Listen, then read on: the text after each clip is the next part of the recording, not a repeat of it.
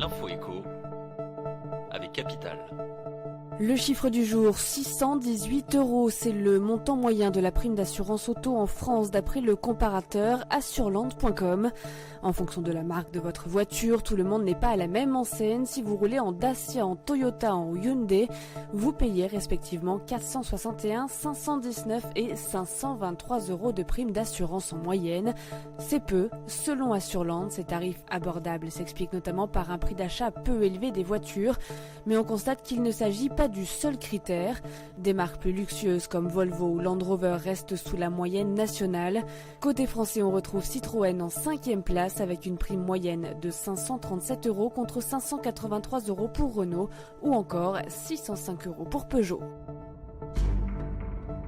L'info pratique Capital, vous êtes copropriétaire et vous venez de faire isoler la façade de votre immeuble. Bonne nouvelle, vous êtes éligible au crédit d'impôt de 30% sur les travaux d'économie d'énergie. Mais faites attention, le fisc a prévu certaines modalités spécifiques pour ce type de gros travaux collectifs.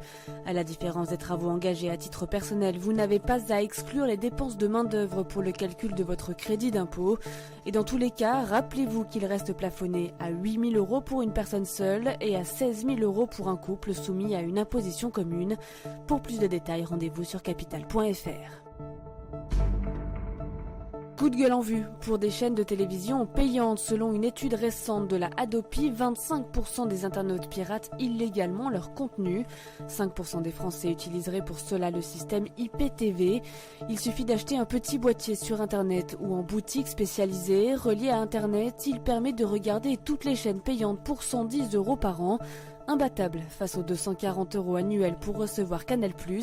Résultat, 54% des utilisateurs d'IPTV se sont désabonnés d'une offre légale malgré ses problèmes techniques et son risque d'infection par un virus.